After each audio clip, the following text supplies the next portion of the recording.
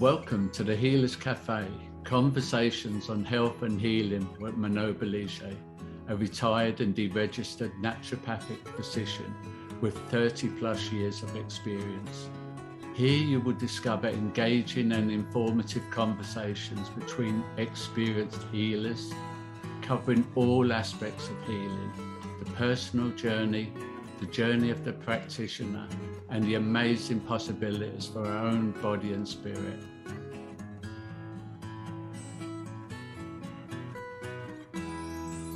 So welcome to the Healers Café. So I'm here today with Lisa San. She's a certified yoga therapist, Āyurvedic health counselor, and we're doing a short follow-up interview on a pressing question that many people have.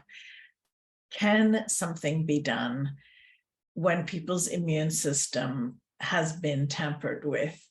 And so I'm going to pass it to her, and this is our second episode. With what has been happening to many people who have taken 2 or especially 3 of these things that's supposed to help them with the current, I'm being careful with words. Have you seen, because people, I mean, now we know scientifically that their immune systems are going down. 3rd, more than 2nd, 4th is really bad. Have you personally been able to see that shift in the practice you do? Oh, wow, that's a good question.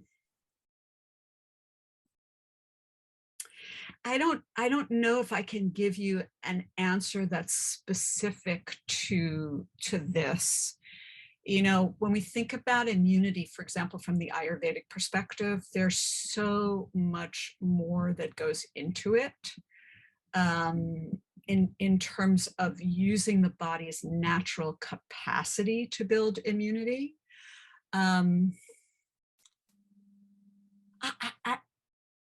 I don't think I have a good answer for you. I feel like what I see more than anything is just the degree to which anxiety levels in general are amped up. And as you well know, the minute anxiety and stress is ramped up, that is going to compromise immunity.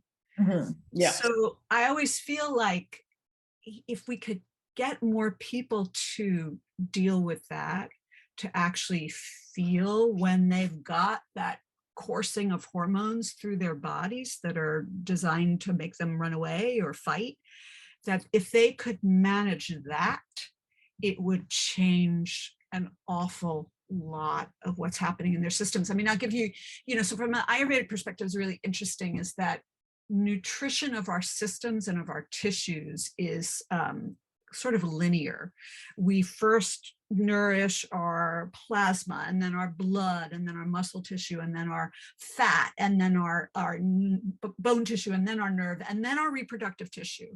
So if there's a problem early on the line, yep, your tissues, reproductive tissues, which help with both, of course, reproduction, but also with immunity, they don't get nourished, which matches the whole stress response, right? That the rest and digest shuts down when we are, funneling all that energy to the big muscles and to our heart and to our respiration. So I think I see it more in those terms, that getting people to really have the tools that they need to calm and soothe themselves will go a long way towards boosting their immunity. Mm-hmm, mm-hmm. Does that make sense? Yeah, no, it makes sense. I mean, and I agree with you. What I didn't, I didn't get that part, but you're absolutely right. It is the reproductive system that's last, which when the Pfizer, research came out, and it was 28 out of 29 of the women who were, pregnant during this trial lost their babies. That's huge, right? And that's it. I don't know if they were in fear or not. I think they were feeling like they're part of something good, but the body still, reacted.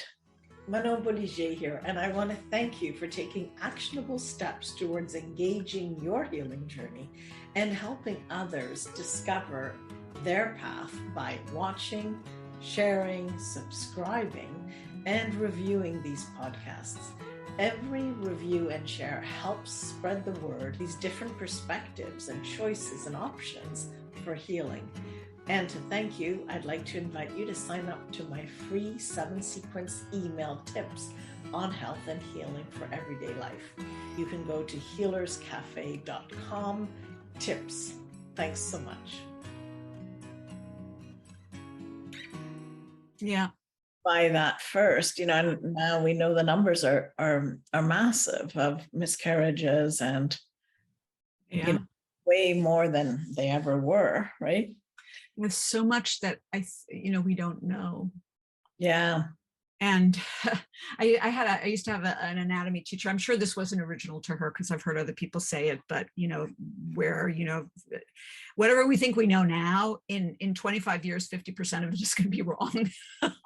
Yeah, I don't know. Well, that's what I feel like. I'm comfortable when I don't know. Yeah. And a lot of conclusions are made by what people perceive as being known. I don't mean the corruption that uses the science. I mean, really, we don't know. We don't know. And it's why, in some ways, I think the ancient practices are so attractive because they've been around for 5,000 years and there's a huge body. And I have respect for science. I have respect for the efforts to do clinical trials to prove things, but you can't, just because you can't measure something doesn't mean it isn't there and isn't true. Yeah. And that's a lot of the case. In India, they're doing a lot of studies to, along the Western paradigm of randomized controlled trials to look at Ayurvedic therapies and interventions. And, they're trying to really to do that, to support the use of the traditional practices.